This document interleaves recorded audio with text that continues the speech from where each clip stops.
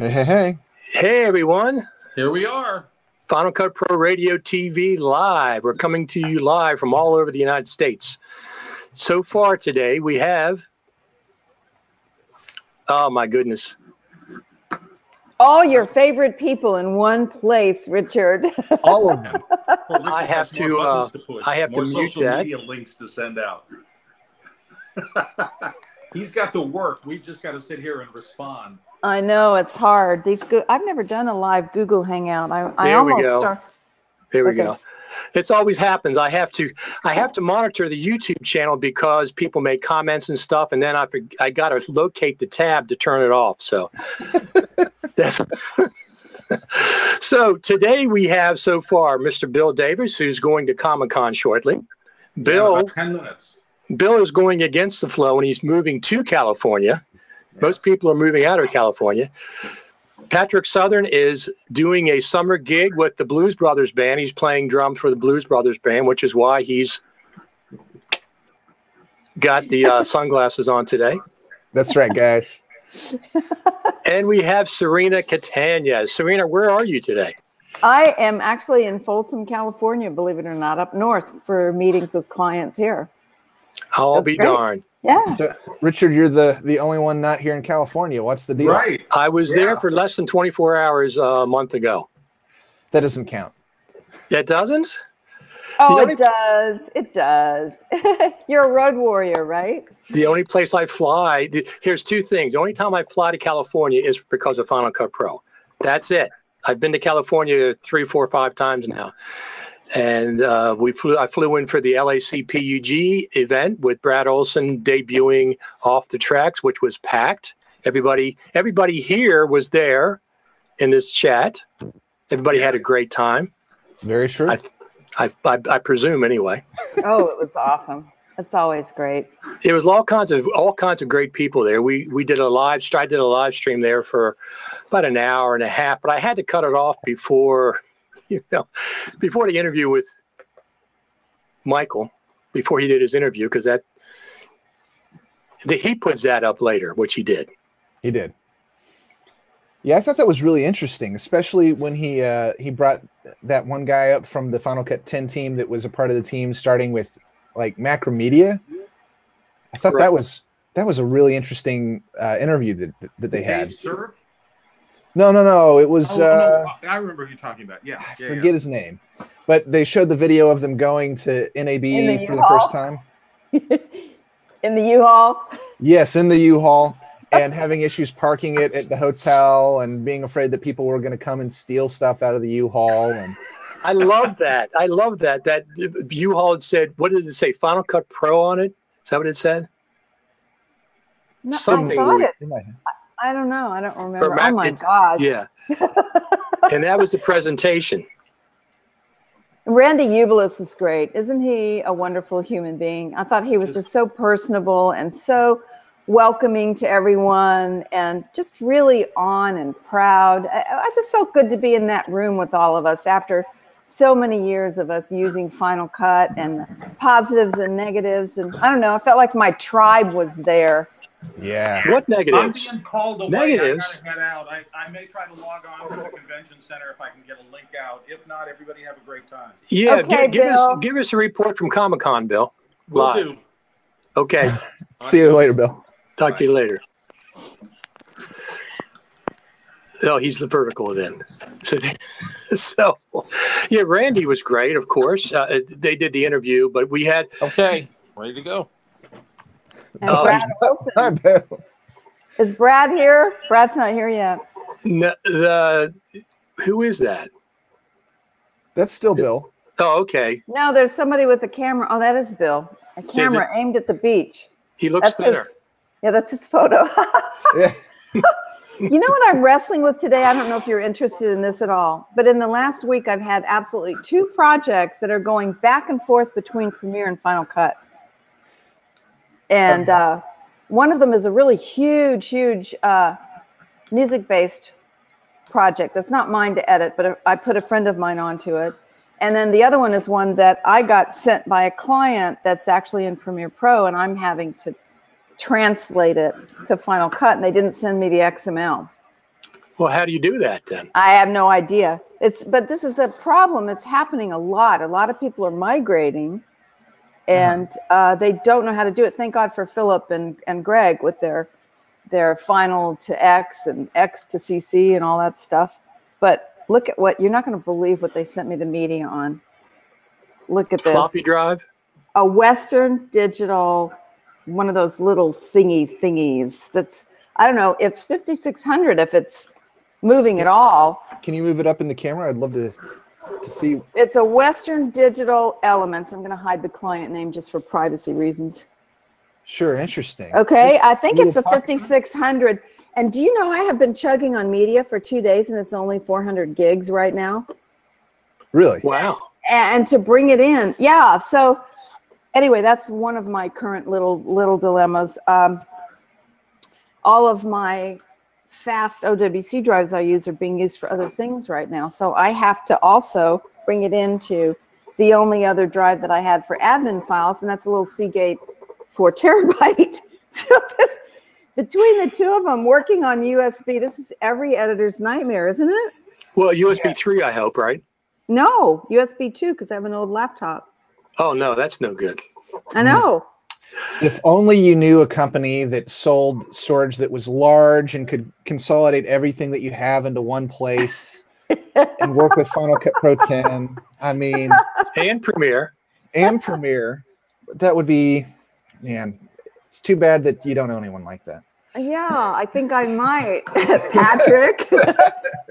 But if you guys were sitting here, you would watch this. I mean, this little, you know, when you open up and you're looking at what's happening on the background in Final Cut, and that little bar is just moving 1%, 2%. It's been 2 days now. Crazy. It's ridiculous. No, USB 2 is in this day and age with all the high res media and 4K video and stuff, too slow. I'm surprised it even works. Well, this is their legacy footage, and they wanted me to evaluate it, which it's difficult to do. Hi, Brad. Hi, Serena. Hi, Richard. How you doing? The other guy's Patrick. And is there one other person that's muted?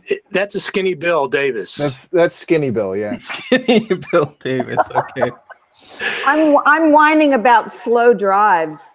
Slow drives. USB. I heard USB 2. Yeah. Sounds miserable.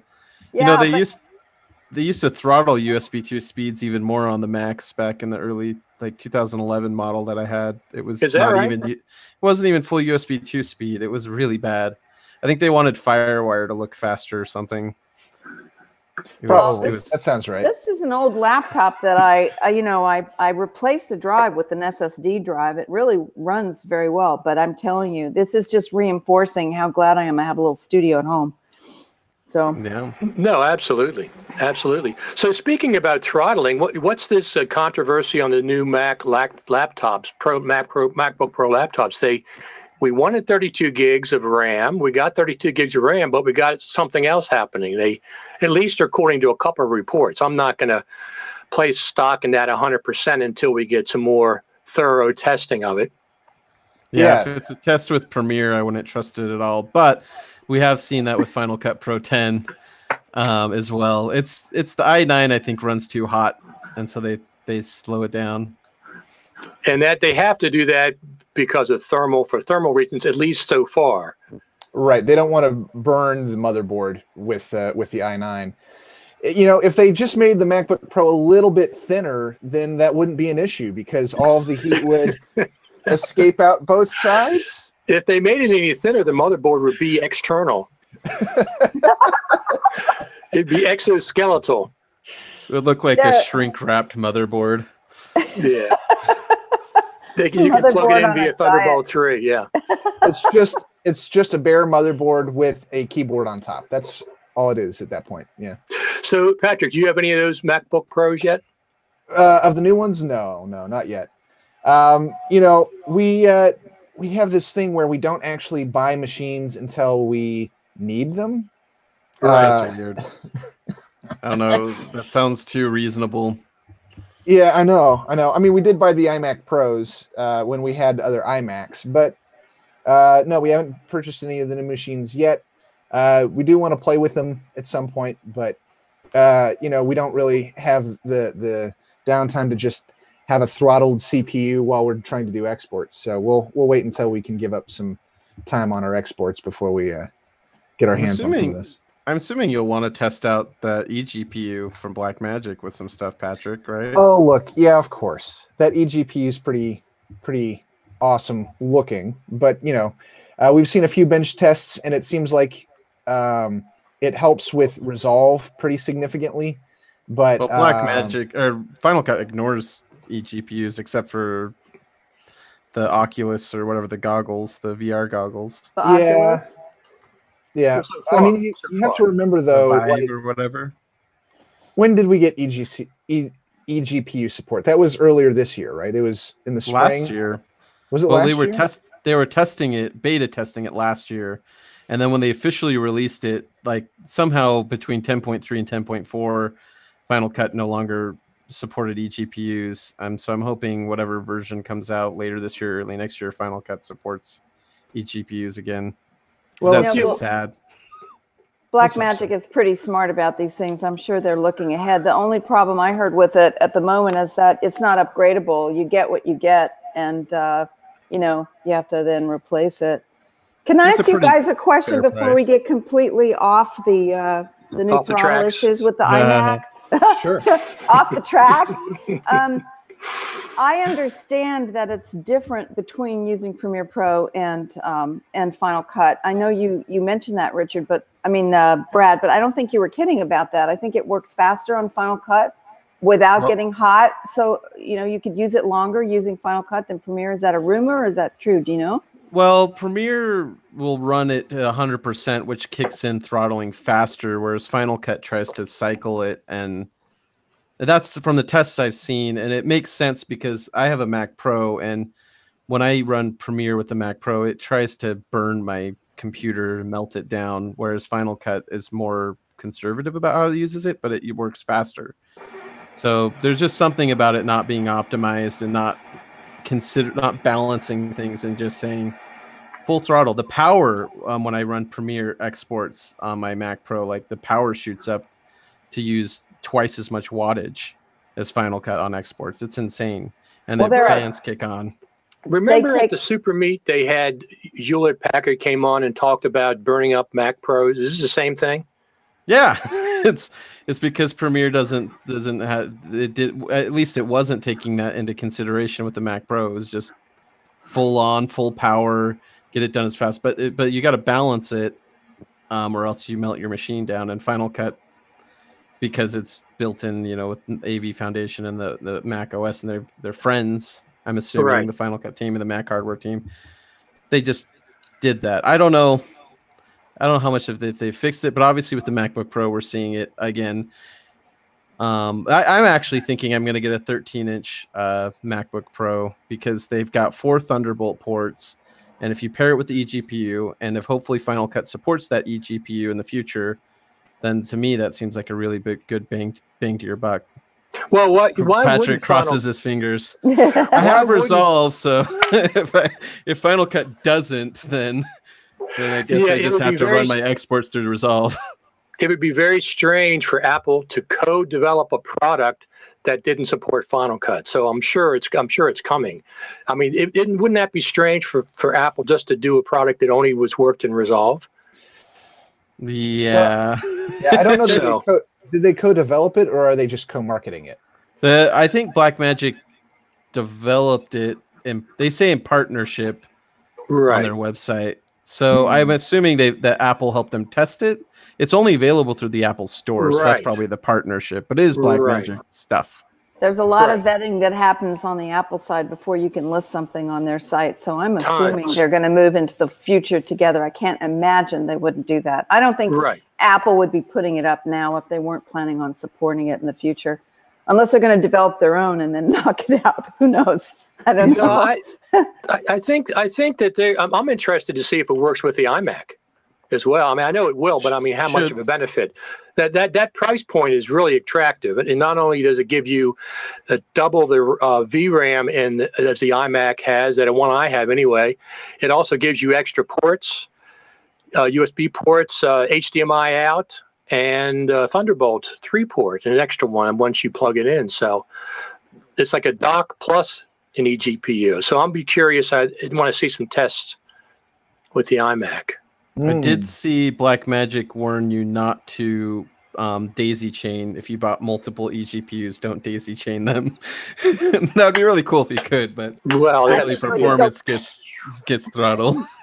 Yeah. No, you know what happens? I do this all the time. I have too many large RAIDs, and I try to daisy chain too many, and the electricity just won't run it. There's just Flickers. not enough.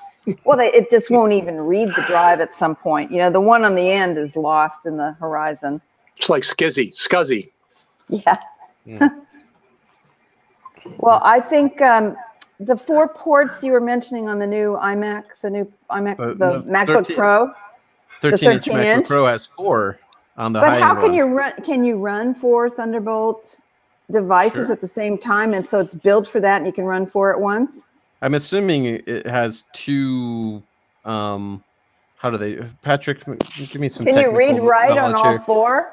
Yeah, you would be able to plug in all 4, but I think it has 2. What do they call that? Buses, and then you just Right. So you have 2 ports for each bus. So you have 4 connectors, and you have 2 buses. So you're not necessarily going to get a full speed across all 4. You're going to be splitting speed across the bus. Yeah. What do we have Thunderbolt 3 wise that utilizes the full speed? Nothing. RAIDs. GPUs. Not well, maybe an 8 drive RAID, but that's still not going to get up to 40 gigabytes a second, is it? eGPUs though would take advantage of that throughput because that's the point. We'd have to ask Larry O'Connor, but I think that some of the OWC products are running full speed through the Thunderbolt 3 connection. Especially their new Thunderblade, that's screaming fast. That's why I'm wondering, because I'd like to get one that had. I'm always running out of Thunderbolt ports. It's terrible. Yeah, I don't know anything that's fully saturating the 40 gig speed. The OWC stuff might. I know that the thing that I've seen closest to it, I don't know where. I have to look around the office to find out where it is. It's right here on the desk in front of me. There we go. There's a drive that uses NVMe as opposed to an SSD, and it runs ridiculously fast. We were doing offloads of red footage. We do like a 256 gigabyte dump or something, and it would take 5 minutes. Wow. Yeah, and that's off of an old MacBook Air still using USB-C. But yeah, it was taking 5 minutes to offload a 1/4 terabyte from a red magazine through the computer into this drive. So this drive is ridiculously fast. Actually, I can do a Blackmagic disk speed test right now and tell you guys how fast it goes. And while you're doing that, I just looked up Thunderbolt 3. Yeah. Capacity is up to 8 terabytes, daisy chain up to 6 Thunderbolt 3 devices, rugged, portable, Thunderbolt 3 cable, and it speeds up to 2,800 megabytes. Up to 2,800 megabytes a second? Yep. Okay, so on read, I'm only getting 2,300 megabytes a second. So that's like, Which one are you on, Patrick? I'm on a LaCie that's using NVMe as opposed to an SSD. Right. They're doing a test here in San Diego with the new Thunderblades, and the guy called me up and he said, "Serena, you're not going to believe how fast this transfers. 15 terabytes and just like that." Wow. And I'm sitting here struggling with 400 gigs on location. So Brad said he's having trouble logging on. I'm not sure why. He keeps popping up. He's there now. He says he can't seem to rejoin. No. Brad just texted me. Let's see what he said. I'm going to read it out loud. The call dropped for me. You guys still on? You're right. I told him we're still here. Yes. He has to come back. He has an announcement to make. Yeah, we have to talk about off the tracks. So I guess the bottom line of this, Richard, is that all of us need more capacity, more speed, and we need it to be more portable. Patrick, do you know anything about that? I might. Jellyfish Mobile, maybe? Maybe. Maybe. Yeah. Yeah, I mean, it's true. We do need more storage. We need faster speeds. And in many cases, we need to be able to collaborate. And that's why LumaForge makes the Jellyfish mobile. If you don't need to be as portable, but you still need a lot of storage, that's why we make the Jellyfish rack and the Jellyfish tower. And the share station for those people who need to like play 8K DPX, back in real time. So, Patrick, can I have a question for you? Because I've never used the Jellyfish. I've seen it. It looks awesome. Yeah. If I'm here in Northern California and Yeah. I have an assistant editor working in San Diego on my film, can we both access the Jellyfish via Ethernet, or does it have to be it's a local connection, correct? Right. I mean, there's not going to be an Ethernet cable that's going to be long enough to run between. No, but I mean, if we tap into the internet, we don't have like a remote server capability for the Jellyfish. With the Jellyfish, you can do FTP transfers, Okay. but in terms of like, it's not like editing off of the cloud or anything like that, right? So there are software as a service options out there in the world if you're wanting to do remote editing. For your situation, Serena, right now, the best situation for collaborating remotely is probably Adobe Team Projects, which is not a Final Cut 10 product, right? But it does allow you to have the same copy. Like if you've both got a copy of the media in two different places, it will automatically update the projects and send your information back and forth between your two locations. Okay. Otherwise, if you're using Final Cut 10, then it's going to be a matter of using probably MergeX and sending XML back and forth. Yeah, that's what we're doing, XMLs. Yeah. Yeah. Okay. So one of the other things we've discussed recently on Final Cut Pro Radio is this undo bug that Final Cut sometimes has. We discussed it last time with Sean Lander from Australia. And in one of the groups, somebody was talking about it. And then they brought up, of course, color finale being a common element to that. Denver Riddle said he cannot reproduce it yet. So he is working on it to see exactly what the connection to color finale is, if there is one indeed. I wanted to get that out there. Good old Denver came up. Well, if you remember, color finale used to not be able to do edit undos at all. You could reset, but you couldn't actually edit undo. And I know, having talked to Denver, that whenever they change something in the OS or Final Cut or whatever, it can affect him without him really knowing it. And I think the other issue is, since 10.4 came out, I don't think Denver's attention has been on color finale as much because it's not a profitable product at this point. Because of the color wheels?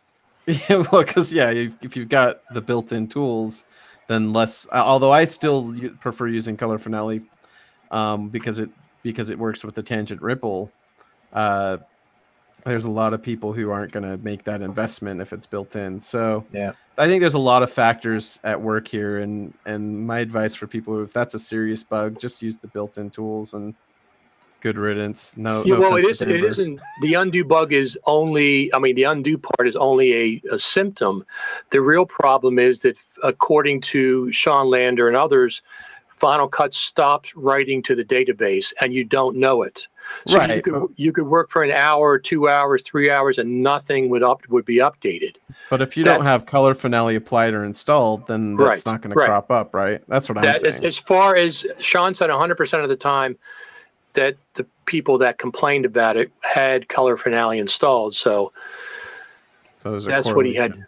Yeah, so there's at least some correlation. So that's, but that's interesting. You don't think that? I didn't realize that Denver had perhaps lost a bit of interest. Well, I think he's working on some new things, so I don't know why he would. I mean, I don't think he's going to stop supporting color finale entirely. I'm just saying that's not where his time's going. That's not where his time's going. There's not money there, and you got to keep in mind too. Denver is the marketing side. He owns the company, but he's the marketing side. He relies on other people. Dimitri, if you post anything, you'll notice he'll tag Dimitri. That's his guy. I think in Russia or something that does the actual work on color finale. So as much as people want to hate on Denver, he's I feel sorry for the guy sometimes. I don't know. Well, Maybe I'm too apologetic. Sure. I've said too much. Brad, while we got you there, what's happening with Off the Tracks? People have been wondering when they're going to get a chance to download the movie. What's up with that? Yeah, right now, LumaForge is refusing to let me release the movie. No, that's not true. No, we actually got pre-sales going on offthetracksmovie.com right now through vhx.tv, so that's back up. And Tuesday is the official launch date of the movie. So I've got it coming onto Amazon right away and this vhx.tv service. And I'm also I'm in the whole submission process with iTunes. I've got to wait for them to tell me a date that it can be released on, and I've got to upload a iTunes package, which is like 100 gigs. And anyway, that's a whole process. And then I'm also looking at other platforms like down the road, like Google Play and Netflix. And so the more, we'll see. It's going to be kind of a gradual rollout as I get Portuguese and Spanish and German and other subtitles in there. But we're just rolling it out, making it available to as many people as possible. And I'm going to try to make a lot of noise next week. So Tuesday is the official. Tuesday, the 24th of July. Awesome. Which happens to be Pioneer Day in Utah, but that means anything to anyone else. Does that mean it's the day you play Oregon Trail? Is that kind of? Well, it's Utah Trail. Yeah, because we got all the Mormon pioneers. So the 24th of July is kind of our big day to celebrate pioneers and set off fireworks again. So we can have 2 4th of Julys. Serena might know. You were out here, right? Absolutely. I have participated in that. I'm thinking you're going to deliver your movie by covered wagon to Amazon. So can I ask you a question, Richard? I hope you don't mind. I'm always curious. Absolutely not. Why are you doing this all yourself and not with an aggregator? Did you think about using an aggregator because I get this question a lot from people who call me up and want distribution advice. Should I hire an aggregator or should I try to do it all myself? What do you think? Well, with iTunes, you have to go through an aggregator. But with Amazon, you can go through an aggregator and pay them like $400 or $500. But why would you do that when you can actually go to Prime Direct? I think it's like primedirectvideo.com or something like that. Direct video. It's in some order. Anyway, it's free to put stuff on Amazon yourself. And it's as easy as uploading to YouTube. So why would I pay an aggregator to put it on Amazon? Well, because they handle all of the online. They handle Amazon, Netflix, iTunes, Vimeo. Right. You're hiring them to do all the legwork. I admire you for doing it all, by the way. I think I'm going to probably try to do it all myself as well with the film, but it's a lot of work. But yeah, like iTunes, Netflix, those ones you need aggregators for. Amazon, you don't. I'm still looking at Google Play. I haven't figured that one out yet. VHX.tv is a platform for direct distribution, so there's no aggregators anyway.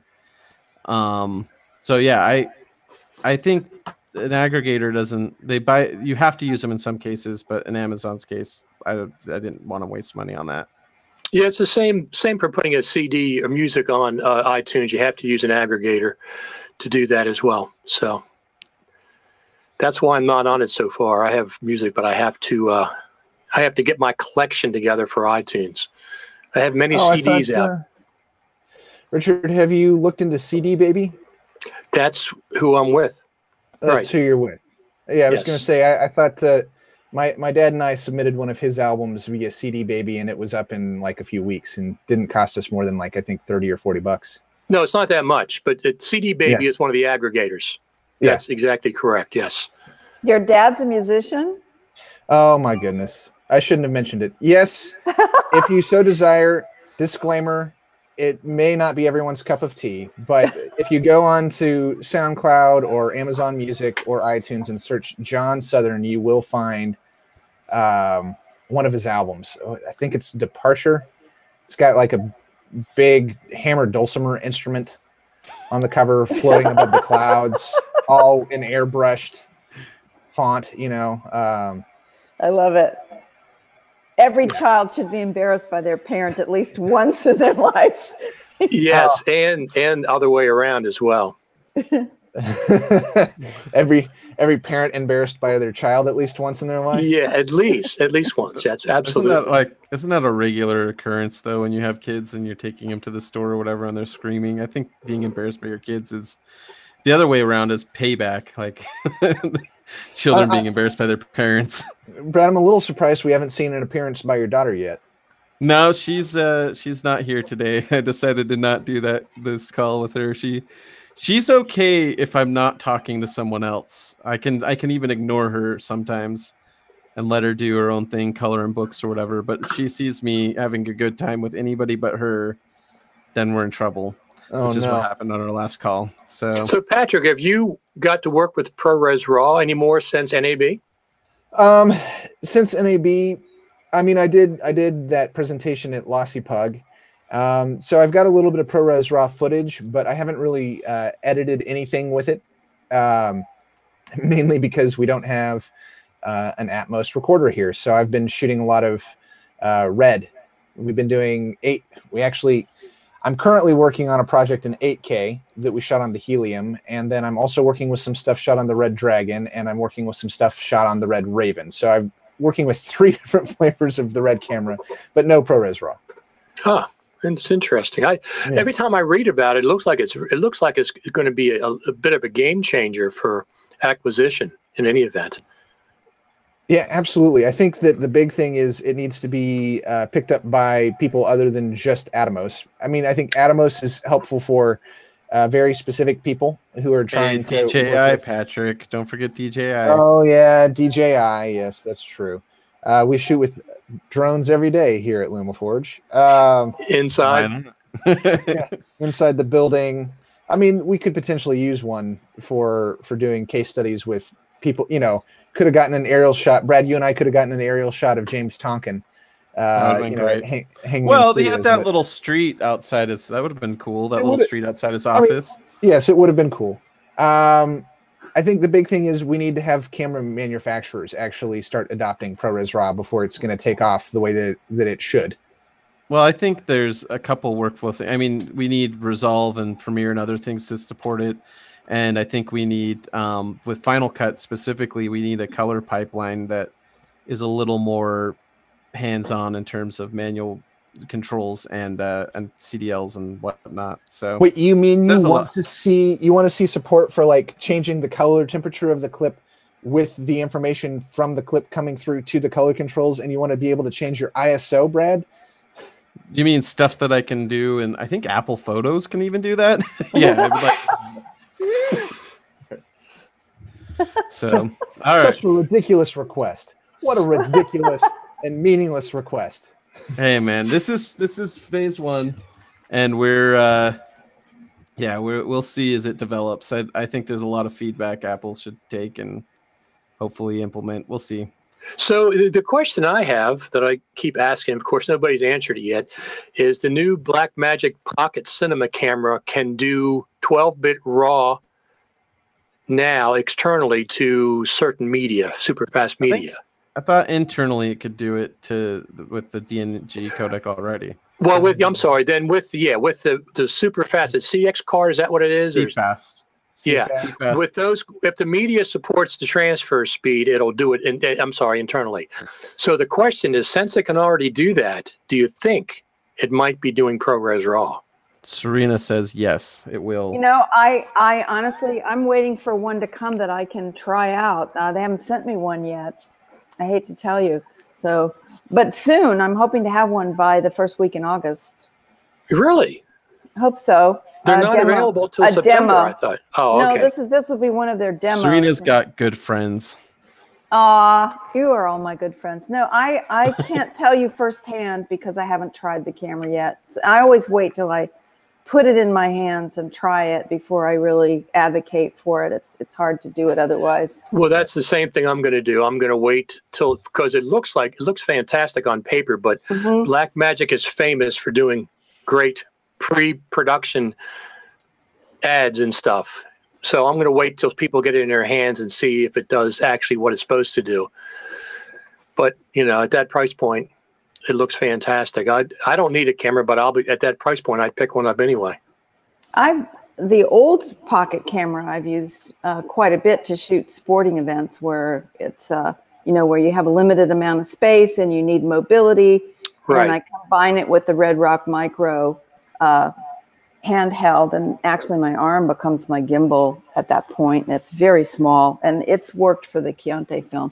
But this new one I haven't tried yet. The only thing that killed me about the Pocket, the original Pocket, well, there was a couple things. One, battery life internally was terrible. Two, it got really hot, and sometimes that would cause dropouts or issues. Okay. Because it would get so hot. And then the third thing was the micro or mini HDMI thing that they had on there was terrible and break. And then Blackmagic recognized as a problem. So I'm hoping a couple of those issues, especially the heating and the power, and they've got a full-size HDMI on there. So I'm hoping Don't you find that also with just about any DSLR though? They all heat up. I know the Pocket was a little bit different, but I just carried a lot of batteries. I did short shoots with it, right? I would just do short clips. So from one end of the pool to the other, or running alongside the track or whatever it was, and then cut it off, let it cool down. But Red Rock makes an attachment for the camera that protects the cables so that they don't break. And you can actually put that little U-shaped thingamajiggy. Right. I'm very scientific, Patrick. Aren't you proud of me? The thingamajiggy, yeah, okay. Yeah, Red Rock makes a thingamajiggy. All right, I'm going to look up Red Rock thingamajiggy on Google. There you go. Yeah. The GH5 has one. I'm known for my scientific terminology. Patrick's our fact checker, I guess. So we have to run every technical thing past him. I think what the camera manufacturers who are making DSLRs really have missed out on in terms of heat issues is they just really need to make those camera bodies smaller and thinner, just like Apple makes the MacBook Pro. I don't 17% thinner. I don't want a smaller camera. Sensors. We need external sensors for our camera. Hey, I've got my small pocket camera right here, so exactly. You guys remember, what was that movie, Slumdog Millionaire, shot on a camera whose sensor was actually detached from its brains, and there was a cable that they ran between the sensor and the brains so that they could be more portable. I think they wanted the sense, like they would handhold the sensor and then put the brains in a backpack and then go handheld with that. And what was the model of that camera? I shouldn't remember. That was like over 10 years ago. But I do remember that. 10 years ago. That's depressing. I think it was like 2000 something. It was 2007, 2008-ish. Yeah, it's over 10 years ago. Oh, that's so sad. Well, it reminds me of the early VHS camcorders that were like you had a separate recording unit that you'd put in a little belt thing and carry. Well, you guys remember when they had those film cameras where you would have, the gate in one part, and then you'd have like a backpack, and you'd run the film through it, and now the film would have to run over your shoulder through daylight to get to the backpack where it processed. I don't remember that, Patrick. and 20 pounds of batteries on your waist, hooked up to your waist, right? Remember those monstrous for your center bricks? Of gravity. That's for your center of gravity, so you don't fall over with the heavy camera in front of you. Oh my goodness. I think at one point, one of the rigs that I was using, the guys on set were teasing me. They said, "You can't lift this up. It's almost 70 pounds. I said, "Watch me." And those rigs were heavy. And when people complain about the 22-pound rigs, sorry, I got my daughter's dog down here. They complain about the 22-pound rigs. I have to laugh. Yeah, absolutely. I complain about the 22-pound rigs. I guess you're going to have to laugh at me. But I'm also an editor, right? I'm not out there with the camera all the time. I'm not as strong as you, Serena. No, that's not true. You know what, though? I was talking to my new client today about getting them a complete mobile solution, because then they can shoot some B-roll when they're out in the fields. And I really think that these new cameras, the cell phone setups through the Apple cameras and iOgrapher and all the sound and Padcaster, all the different solutions for mobile are awesome. Yeah. So speaking of that, somebody suggested that you do an iPhone thing over at this Creative Summit. Have you seen that suggestion? Did Serena do one? Or? Serena, yeah. Oh, I'd love to do that. We're going to do one in September in San Diego. We're bringing a few companies in that deal in the mobile business, and we'll be doing one there. No, I'd love to do something on mobile. I really think there's a lot of possibility there. I'm curious to you guys about, I'm sorry, this dog needs attention. And he's like, I wish I could have him jump up. He's adorable. He's a big black lab. You guys are editors. Do you really see a difference in the footage? Because, I'm a big believer in things like the wonderful Zeiss glass and the huge cameras, but then we're shooting stuff on mobile. Have you had an opportunity to cut the two together side by side? I do all the time. Mobile stuff and actual professional cameras? My experience has been surprisingly good, but I can still see a difference with the glass. Oh yeah. Yeah, no, as if no fans or buts about it, but the fact that you can shoot 4K on this is incredible. I've been shooting it since it came out. This is a 6S Plus, and I've been intermixing it with my GH4 footage and GH5 footage from the beginning. Now, I prefer that, the GH4 and GH5, but if I don't have it, and I do have this, or if I need a B-roll camera, don't have a second camera, I use this and cut it without any problem. Yeah. I mean, where's everything going? It's going to YouTube. Now, you say that. Some of it. YouTube, I've noticed, you're able to actually get better quality playback on YouTube than you are over a television. So something will look worse on YouTube than it will. Like, you'll be able to tell the difference between something shot on iPhone and something shot on a Red camera more so on YouTube than you would if you watched on a television, because the television, you're working in 1080 and that's it. But YouTube, you're able to do HDR, you're able to do 4K, you're able to do 8K. So I think that there's kind of this misnomer that just because things are going to YouTube means that shooting at a lower quality is going to be less noticeable. But I do think that mobile devices are incredible in what they're able to do. The camera in your pocket now is better than, you guys remember like the Canon XL2 and GH series of cameras before the GH5. I'm sorry, maybe it was the GL2 or something. When they were doing there was a GL2. I think it's a GL2. Yeah, the GL2. So you had all of these cameras just 10 years ago shooting to DV tape. You had all of these P2 cameras, and now the cell phone in your pocket is able to shoot as high a quality or better than that. Right. Now, but I would still say that there is a place for, and you're still going to have better quality from a digital cinema camera than from a pocket camera. No ifs, ands, or buts. Yeah, absolutely. Yeah, but the ability to intercut that, but the ability to intercut that sort of a thing for like a documentary, I think, is perfectly fine. If you're trying to do a feature, have you guys seen the Florida Project? Yes. I have not. You have not? Yeah. Richard. So the Florida Project, there are 2 scenes that were shot on mobile, and I only know that they were shot on mobile because the rest was shot on 35, and I could tell a major difference when they went from the 35 millimeter film to the iPhone. So there is a visible difference, and you're able to tell that they're different, but that doesn't mean that you can't tell your story using an iPhone. There's no reason you can't shoot. Like, a big thing that we care about here at LumaForge is getting rid of gatekeepers and making it as easy for people to tell their story as possible. So if you take, this thing that's in your pocket, you can make a film, you can make your story. You don't have to wait for permission. So I think, yes, there's a visible difference between it and a $15,000 to $50,000 camera, of course. But should you wait around until you have the money to work with a high-end camera before you tell your story? I think the answer is no. Well, the thing is you're going to fail so many times before you make your first good movie. So you might as well fail when there's not a lot of money on the line, right? Right. And the other thing is this, Patrick, my iPhone cost $1,000. Sure. So a $50,000 camera, of course, absolutely should look better. But is it 50 times better than the iPhone shooting 4K? No.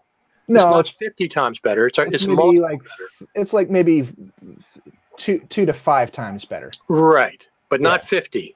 Price wise, there's no comparison. But I agree. I prefer my GH5 footage over my GH4 or my GH4 over my iPhone for sure. But I'm shooting 10K with the GH5 now. It's all I shoot. So 10K? 10K or 10 bit? 10 bit. 10 bit. 10 bit. 5K. But it is 5K. Anamorphic 5K. We knew Well, you if were you a shoot futurist. 2 of those at the same time, then you shoot 10K. Is that how that There works? you go. That's what I meant. 2 files, exactly. Okay, But here's 10 the bit. scenario. I have a question for you guys. A couple weeks ago, Rush client, video, 4 cameras, all of them different because we just assembled the crew really fast. Color space, all completely different. Somebody went in and changed my main camera settings without telling me, right? So I'm So that's the best. Oh, I love that when that happens. So I bring everything back and I have to cut something literally in 2 days. Oh, man. What do you do? Because this is going to be a common problem. We're using all different kinds of cameras, mobile, large cameras, medium format, DSLR. How do you manage all that? So there's a couple different approaches, I think, and Patrick, I'm sure, has got some opinions here too. Never done this. But yeah, right. But on the automated side, where we're moving into the future, we saw with Final Cut originally they had this match color thing. Now the results vary a lot. They do. Now Adobe has got their machine learning and with their Adobe Sensei, they're doing some match color thing. It's an improvement. It's still not perfect, but it might be good enough for most people. I'm hoping that Final Cut will up their game on that side. But to me, the fastest thing for me is to just look at that waveform and vector scope, and you can quickly match hues if you know the tools. So experience working with a lot of crappy footage, which I have done a lot of, will teach you how to match as closely as possible. And Patrick, I know, has done it too. What are your tips and tricks, Patrick? Yeah. So, Serena, the question is, are you shooting multicam with this situation, and are you having issues of color imbalance, or are you having issues with frame rate or codec? The other thing that was happening is that each room had a different color temperature. So it was the worst thing you could possibly imagine. We had daylight, we had fluorescent light, we had incandescent light, we had low light, we had bright light. So we had people running around gathering this footage really quickly. And what I had to do, and I guess the question is, did I do this completely wrong? I basically took each camera and I figured out how to balance the color on each camera in Final Cut. And then I kept those settings. And then as I went through, I just matched those settings and then I tweaked the piece. Yeah. Cut by cut.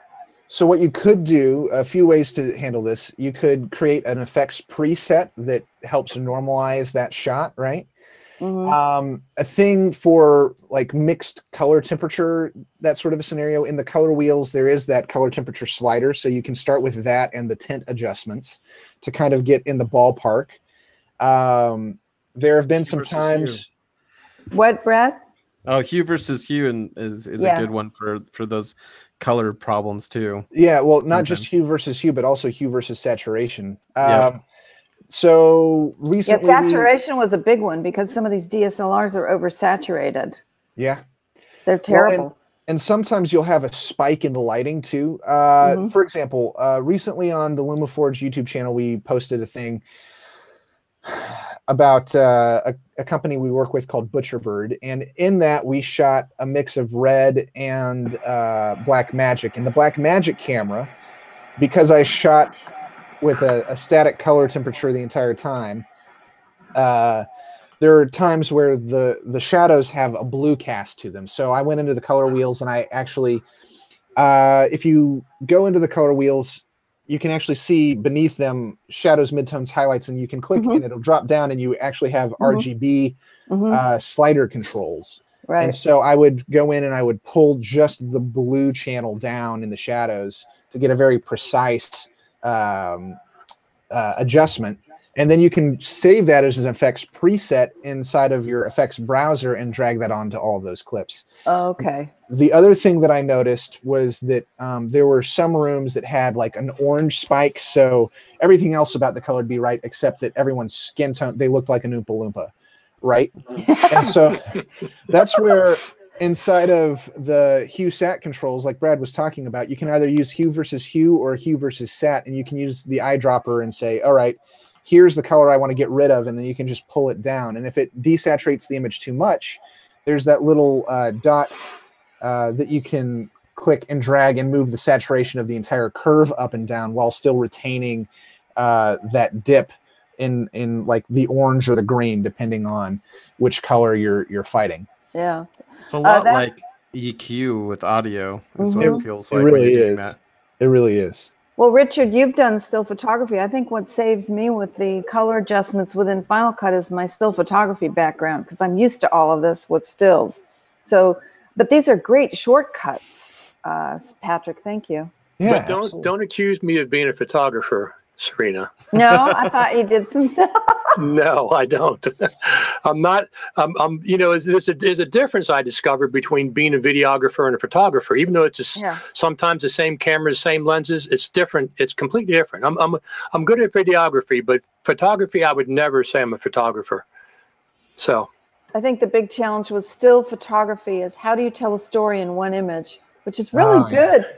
You know, that's really good practice for all of us. If you had to take your video and you had to tell the gist of your story, like creating the cut line for your posters, right?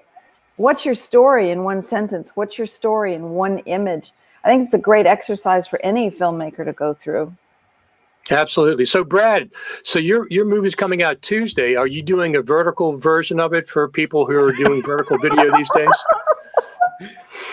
Patrick begged and begged and begged me to do it, but I'm not moving into the future of vertical video very. I'm going to be kicking and screaming is more than people who don't want to use Final Cut. No, obviously not, but I don't know. We'll see you in the future if I... What drives me crazy, especially when I'm on a plane, I'll see somebody with an iPad, right? And they'll have it vertical, and they're watching a horizontal video in a vertical frame, so the video is like tiny. And I just want to go up and smack them on the head and say, turn your iPad sideways. It's easier to hold your iPad like this than like it's, you know, it's wider. So it's just a lazy thing. It's so much easier, right? Well, and then they can see all the YouTube comments that people have made, and you know, if you've got make their own comments while they're watching the video. With my addiction to YouTube, I'll keep my phone in a vertical position and have the video at the top, and I'm scrolling through to find other videos to watch because, you know, it's just that whole internet addiction thing. Yeah, there's this great app called Calm, and they have a masterclass on screen addiction. And I know it's on your phone yet again, but you should go onto your phone, download Calm, and listen to the masterclass on screen addiction, Brad. It might help you. You know what cured me of the 16:9? Actually, well, it didn't cure me of it because I still love it the best. The wider, the better for me, particularly with things like Westerns. Was a few years ago, I was running through the licensing convention with Periscope, and I was shooting it horizontal. And some of the kids that were watching were getting upset with me because I wasn't vertical. And I thought, vertical? But that was like 3 or 4 years ago. So now, when I'm on Instagram TV and somebody loads a landscape video, I get a little annoyed that I have to turn my phone around to see it. Do they allow that on Instagram? I thought Instagram was going to force you to do vertical. It's on Instagram, but not yet. But Instagram TV, you're right. It is all vertical. TV is all video. But there's some people... if your destination is for an iPhone and it is like, you know, Instagram, that's completely different. But you can only shoot like one person. You can't shoot like a scene with 12 people in it vertically. It's just impossible. No, that's not impossible. Stack your shots, stack them so there's 3 shots on one vertical. Okay. You can either do that or you can do the conference table style, right, where everybody's seated along a long table, and then you get everybody in the wide. There you go. You could do that. Well, I mean, but honestly, here's the thing: is we're used to wider aspect ratios, and our eyes are stacked left and right, and not, you know, like this. However, that doesn't mean that we should completely ignore vertical video. It is something that's been around for years. It annoys us as filmmakers, but I think that it's something that eventually we can either embrace, or we're just going to miss out on being part of the content creators for that format. No, I have no problem with vertical video the same way I don't have a problem with MP3s, right? They're not as good as as good as full quality audio, but I accept them and I listen to them on my headphones. It's the same kind of thing. Of course, if your audience is on an iPhone and you're just talking to by yourself and you're going to be on Instagram or Periscope, that's fine, completely fine. But I don't think you're going to see vertical video in a movie theater. They can't build them that tall. What's The funny city is ordinances won't allow them to be that tall. So the Instagram announcement had 4 vertical pillars stacked left to right, right? And they were showing the footage horizontally partitioned into these vertical videos. Go back and look at their announcement. I thought that was hilarious. That was, I don't even know if anybody thought about that, but I looked at that and I went, that's kind of interesting. have you noticed that Apple's presentations, they keep getting wider and wider screens across Yes, the stage? they're And extremely the last one wide. they showed the videos and they're just these skinny strips. Yes. That was funny. I was watching go ahead. Go ahead, Patrick. I was going to say I was watching a TED Talk the other day, and I noticed that essentially they've got a screen that stretches the entire length of the stage one side to the other, and then they just project like part of a camera over here, part of a camera over here, and have the PowerPoint on the middle part of the screen. And then just some motion background stuff behind it, which I think is interesting. But also, Serena, just to your point earlier, I like 16:9, but recently we've been shooting a lot of the Red Raven, which shoots 4.5K. And the Blackmagic Ursa Mini Pro, which also shoots 4.5K.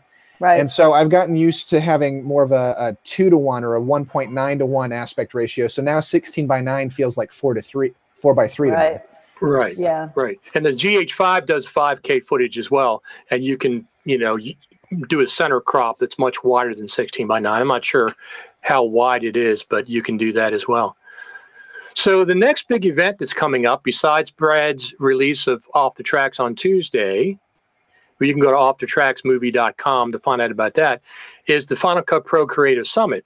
Now, it seems, it's not confirmed, that it's getting pushed to the middle of November this year, not the last weekend of October. Hasn't been confirmed yet.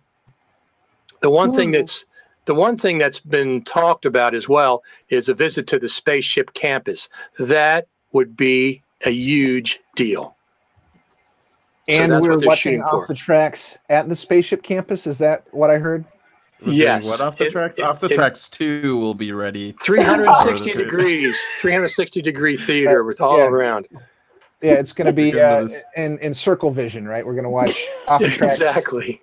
Off the Tracks 2 in circle vision. There you go. Circle vision 3D though, right? There's you have to have 3D glasses to watch it, and you're incorporating scents as well, right? There are going to be smells that. No, we do not want to smell editors.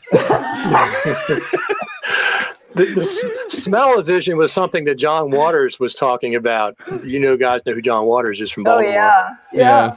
Yeah, he was talking about smell-o-vision. I don't think I want to see one of his movies with smell-o-vision.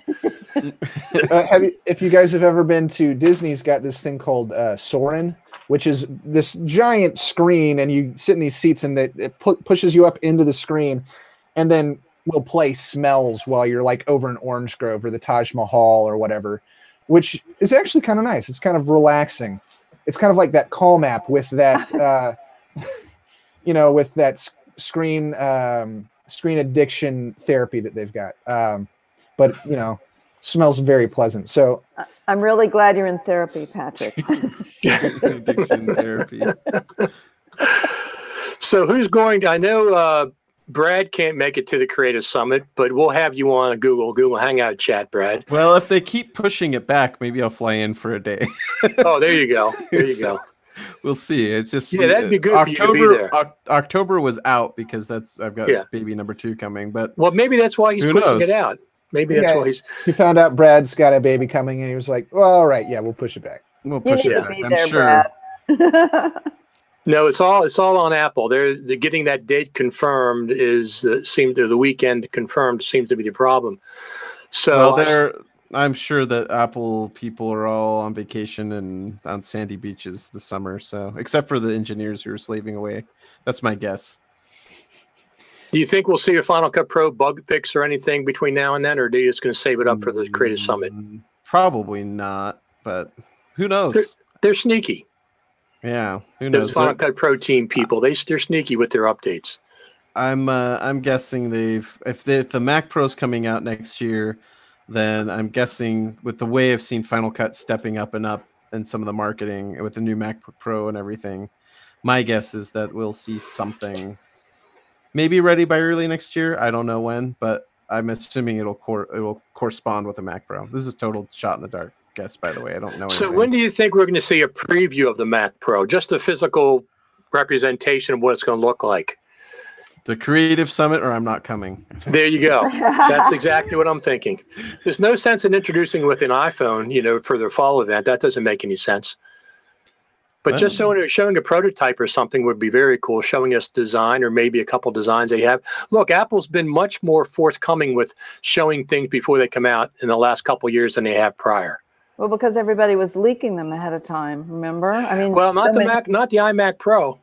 No. Nobody leaked any images of that. I mean, that's, I talked about it for a couple of years and year and a half before they finally announced it at WWDC a year ago. But it doesn't look any different, but still, they pre-announced that. They pre-announced the original Mac Pro. They pre-announced Final Cut Pro 10.4 by 2 months. Something else about Final Cut Pro 10.4 at the Final Cut Pro Creative Summit. The last two we've gotten, Final Cut Pro 10.3 and Final Cut Pro 10.4, centered around the Final Cut Pro Creative Summit. But besides, they'll do something this year at the Creative Summit. It would be ridiculous if they didn't. It just doesn't make any sense. But here's one of the things I've noticed. So the original time span between 10.1 and 10.2 was 18 months. 10.2 and 10.3 was 16 months. 10.3 and 10.4 was 14 months. So the next logical step is 12 months or maybe 14 months. But so we could see 10.5, preview of it for this Creative Summit. Even if it doesn't come out till 2019, I think we possibly could see 10.5 at the Creative Summit. Now, what are you guys looking for in that? Well, obviously, I want them to fix things like the eGPU thing so it works. But right. My number one thing I think it's a requirement at this point is collaboration. I think they have to hit that, or I don't know what they're doing. that's the main big thing left. Obviously, we talk about audio mixer and some other stuff, but the main big thing that if you're talking to teams of people, it's even come up with Serena just now. They have to have collaboration, or they're going to be out of the game real quick. Collaborate or die. No, Final Cut will never die. We love them. Is that your next movie? No, it's the next podcast. Richard's title, Collaborate or Die. Well, Richard, you want a better sound mixing capability. I know that. Well, yeah, I do. I mean, the audio that they have now with the lanes and stuff, it's too clunky. I mean, especially coming from an audio background, I want to be able to drag an effect and put it on a whole roll, the entire roll, without going into a compound clip, because you still don't have any controls. Yep. I mean, not the kind you have in a mixer. So I want some kind of a rolls-based mixer or something. Absolutely. Yeah, I second that, Richard. Yeah. It doesn't have to be a rolls-based mixer per se, but the thing that I'm really frustrated by right now is that if I want to add compression or EQ or anything, I can either do it at the clip level, and then I have to do it to every single clip, or if I want to do it to the roll, I have to create a compound clip. But I'm not necessarily done editing. Maybe I just want to see what are my audio levels actually going to be like. Sure. Well, you notice this, Patrick, that when you add a compressor limiter, you instantly start hearing pops and clicks and breaths and things in the dialogue that you didn't hear before. So you want to still be able to edit after you add that. That's what I found.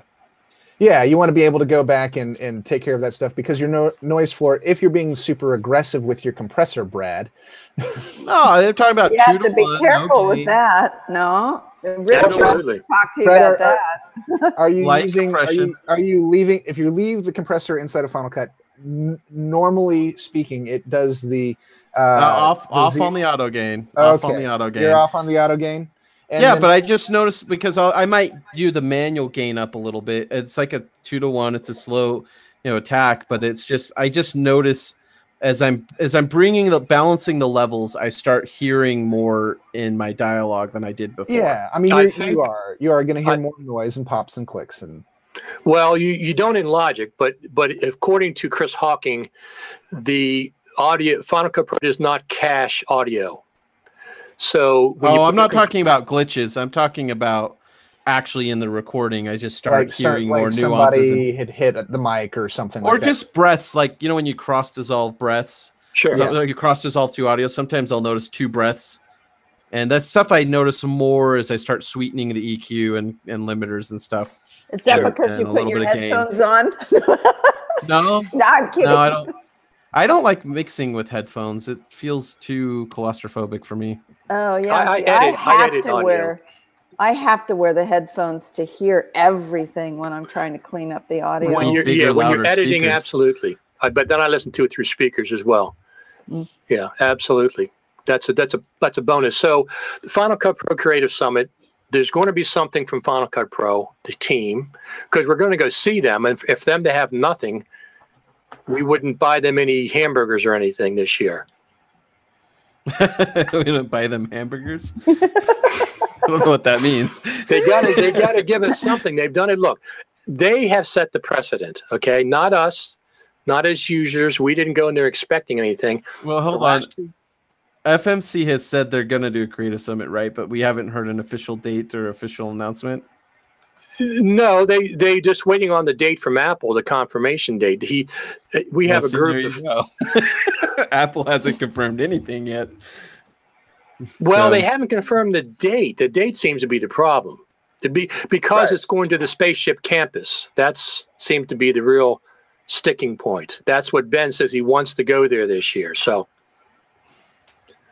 Maybe they can sneak into the Steve Jobs Theater or something when no one's looking. It's locked down there. I was just there in May, and it's security is pretty tight.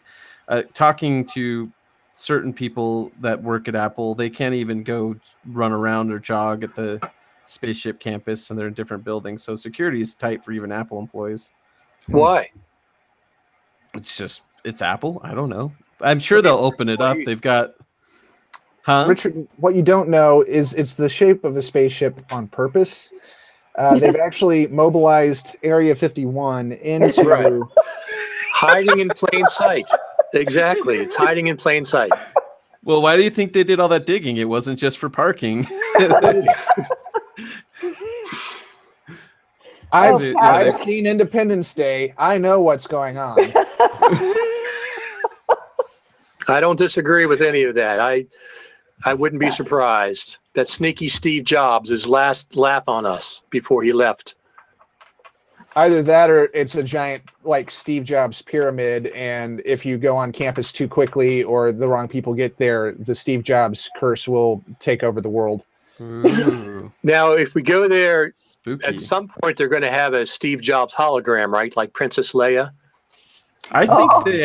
I think they have Steve Jobs entombed at the bottom of that, like a pharaoh in a big pyramid. There's a special Steve Jobs room that's deep underneath the ground. There haven't been any real sizable holograms yet, right? It's all just been Pepper's ghost renamed as a hologram. It's just a reflective surface that they're projecting onto. Right, we haven't actually seen any atmospheric holograms yet, or have we? No, I don't think. That's my next filmmaking goal. I'm want to figure out how to do that. I went to Disneyland and they sprayed water and projected onto that. Does that count? It's in the air. It sort of looked like a hologram. No. Red is late on. Are they late on their holographic display thing? Which isn't what you're talking about, but. No, I think their holographic display is essentially glasses-free 3D, which may be the closest that we get to a holographic projection. You know, it would be amazing if you could have 360-degree holographic projection. I know that there are rumors that Disneyland is going to have something like that for force projection or whatever that they've got going on at Galaxy's Edge. So they're talking about having, like, the Princess Leia Patrick hologram. goes to Disneyland a lot, by the way. I don't know what you're talking about. I see it on Facebook like every week. He's there. Well, whatever. I love Disneyland.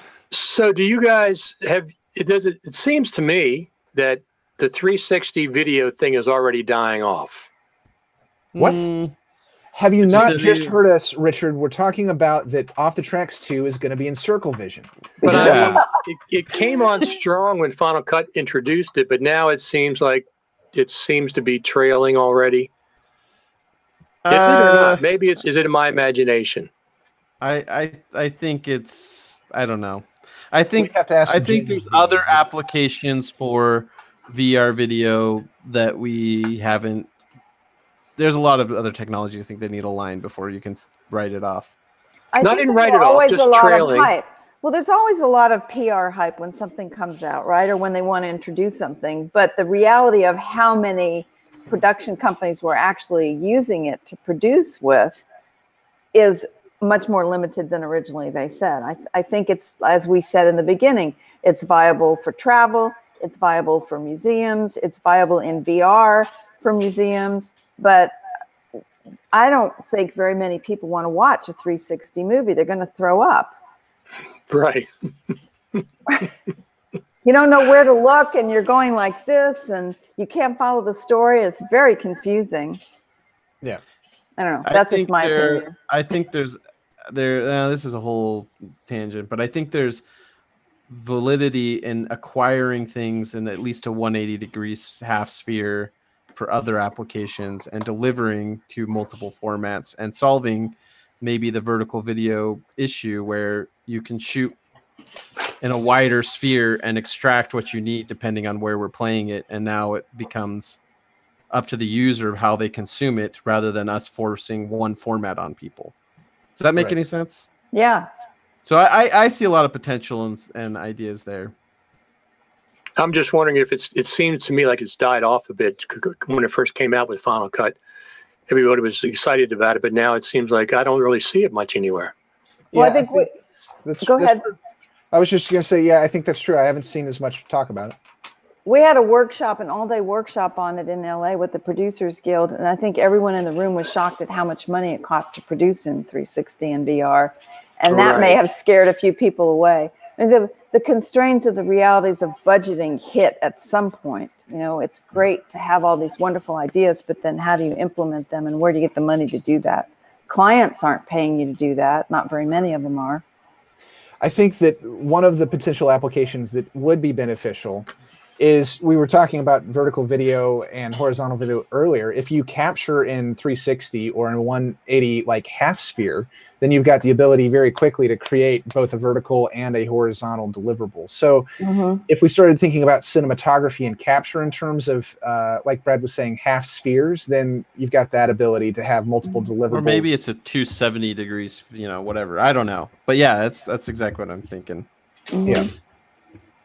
Sorry about this dog. You guys can't see him. He's like your children. Because I'm talking to you. Yeah, I was going to say, I had Easy last time. It's like got the dog. that Jimmy Stewart movie, Harvey. Can you see him? Where is he? Bodie, oh, what a good boy he is. Man. He's mad at me because Is it food time? well, I'm on the phone and I'm not giving him attention. It's funny. He's like your children, Brad. He's fine if I'm not talking to anybody. We'll see how number 2 is, but number 1, yeah. Very much like that. Very true.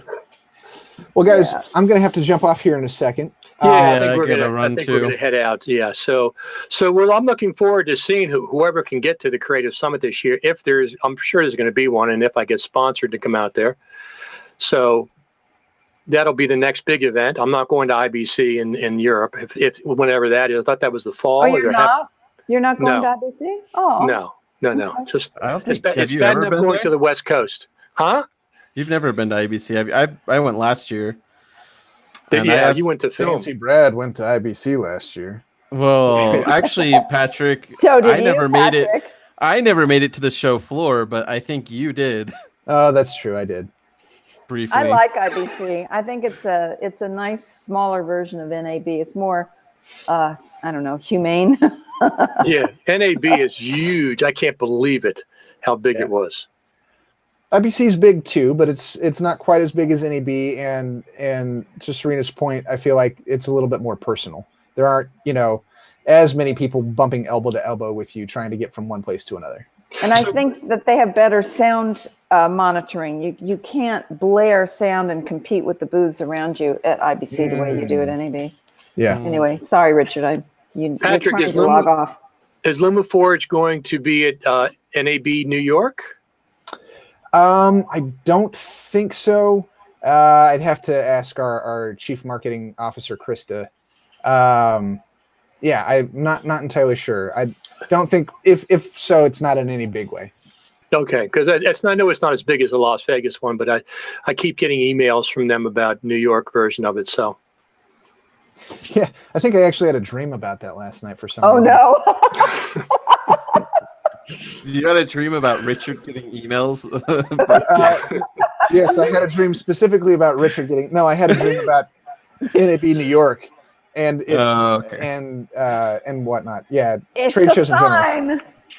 general. It's a sign that maybe I can avoid having to travel to New York. Well, not that I would. New York would be a pleasure, but there are lots of other things that we're doing here at LumaForge that I'd rather be here at the office for right now. But yeah, it'll be interesting to see, I guess, what happens at NAB New York. And IBC should be a lot of fun for those who get to go. Yeah, absolutely. So I'm going to try to do another one of these little get-togethers in August sometime, because the summertime is so dead for Final Cut Pro news. I guess the industry itself, everybody's on vacation. I'll see if I can pull another one together sometime in August to keep things going, to talk. By then, we should have the Final Cut Pro Creative Summit announcement, the dates. I don't know if the lineup will be there then, because last year it was not completed in August, but at least we'll have the dates. I mean, I have to book a plane. Yeah. Yeah. And hopefully you can book it in advance and it's not like 3 weeks out. No, that's for sure. That's absolutely for sure. Yeah. So when I came to see Brad's Off the Tracks debut at LACPUG, they're having another event next week. Next Wednesday, is it? LACPUG, our friend Michael Horton. That's right, 25th. Yeah, you can go. You find out about it at lafcpug.org. They have a list there. Codex is actually showing off a color panel and plugin for Final Cut. Very cool. Next week. That'd be excellent. Yeah. So that was my first time at one last month, and I really liked it. The whole experience. I did go to the Hollywood Walk of Fame, which was an experience in itself. Let's say. It's gross. That street is gross. Well, let's talk about smell-o-vision. Yeah. There's some interesting smells on Hollywood Boulevard. I don't recommend. We have an event in San Diego on the 25th of July. The San Diego Media Pros Group is featuring an event on distribution and film festivals. Hell. How do people find out about that, Serena? They can just go on sdmediapros.org and click on events. It's on the 25th of July at 6 o'clock at Studio West. I'm just looking at it now. And they put on some nice events. It's distribution and film festivals, how to prepare and make the most of your experience. So. Oh, sounds like something I should be at if I was in San Diego. And Patrick, come and bring your family. We'll take you to the safari park. On the 25th? Is that right? Yeah. That's the same day as Lossy Pug, right? July 25th. And unfortunately, I'm in Boston, so I'm not going to be able to go. I've got an emergency call from a client. Come on, we'll get one of the founders of Sundance is not going to be at the session on film festivals and distribution. Oh man. Sorry. All right. Yeah, maybe next time. The big thing that I've got as a conflict is Lossy Pug. I normally do the Guru panel, so I gotta be there for that. But I'd love to hang out in San Diego at some point. Oh, it's great. We'll bring you guys all down. Absolutely. So, Patrick, you're going to be at IBC Lumaforges, I presume? That's still up in the air as well. We don't know what's happening. Our strategy around some stuff is kind of up in the air for trade show side of things. Okay. So let me make one suggestion. You are going to be involved with the Creative Summit, I presume, right? You have been in the past. I would presume. Okay. One suggestion. Please have coffee and donuts and bagels in that lobby. Look, that's FMC. You got to talk to Ben about that. Well, I intend to, but the fact that they had it 2 years ago was really nice. Last year was kind of, they moved things around, but please at least have coffee and donuts so people can aggregate in the mornings, at least in the mornings, instead of scattering all over the place. I think we should delegate that. Let's delegate that to Brad, and we'll just know that there will be coffee, bagels, and donuts in the morning, and Brad will pay out of his own pocket, and we'll make sure that it's there. From the money I make from selling off the tracks, right? There you go. Yes, absolutely. I will make dozens of dollars and bring them to buy the coffee and donuts. Or you could say Lumberjack's going to IBC. Yeah. And we have coffee and donuts in that room, right, Patrick? In the Final Cut room at IBC. Maybe where there were last year, right? Yeah, we had lots of stuff available there. Anyway. All righty. Well, I guess that's it for today. That was the Final Cut Pro July Summit here. Nothing else is going on, right? No other Final Cut Pro news, correct? Just my movie coming out. I'm editing. Coming out Tuesday. You're editing case studies? Yeah, I'm editing case studies in Final Cut 10. So there's that. Hey. Yeah. And Patrick, your LumaForge YouTube channel. That's right. Is youtube.com/c/LumaForge. C stands for channel. I think. Yeah, that's right. Absolutely. Yeah, go check it out. We've got some fun case studies up there. Almost all of the Faster Together presentations from the last 2 years are up. We got some great tutorials. People still, for whatever reason, are watching my tutorial on Final Cut 10 to Resolve in Pro Tools. I don't know why that would be useful. I share that like every week. So it's wonderful. No, it's because you did a good job on it.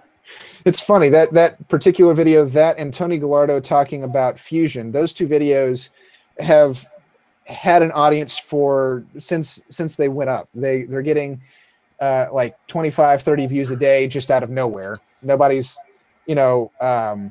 going to them from advertisements or anything else like that. It's just people naturally, organically finding those videos for whatever reason. They're helpful. Well, I made people cry with mine, so. That's true. I cried, I think 3 times during your presentation, Serena. Because it was sad. Bad or sad, I don't know which. No, it was just emotionally moving and very poignant and very important for us as individuals and filmmakers to keep in mind that we aren't just filmmakers, we're also humans, and that we have human audiences, and we have to remember that. And I think that that's really an important message. So it wasn't bad or sad. It was poignant and important. It was kind of like same reason I cried at the Mr. Rogers documentary is, it's important. It's important, and you're a very kind and sweet person, and that came across along with a very important message. So, no, thanks. Absolutely. Richard, you're really sweet to have us on here, Richard. Thank you. Absolutely, Serena. It was great seeing you at the Creative Summit. I mean, at the LACP event last month. I hope everybody's going to make it to the Creative Summit. I hope I'm going to make it. I don't know. Let's hope that the Creative Summit makes it to the Creative Summit. There you go. There you go. I'd love to go to the Spaceship Campus. Spend the whole day there. That would be awesome. Yeah, go there and then have us obviously meet the team there as well, do a presentation, but just to go there and hang out. Yeah. Let's lobby to get Richard sponsored to go to Creative Summit. Well, hopefully. It hasn't been a problem for the last 2 years, thanks to Sam Messman, who started that process 2 years ago. So I presume it'll be the same this year. Cool. Everybody, have a great summer. Keep in air conditioning if you like air conditioning. Yep, I do. In the heat we've got right now, yes, absolutely. Yeah, yep. I'm 68 degrees consistent throughout the summer. Yeah. What? It's 106 out here. No, I mean inside. Oh. All right. I got to go. Bye. Bye. Everybody, see you all later. Thank you. Thanks for coming out. All right. Bye. Bye.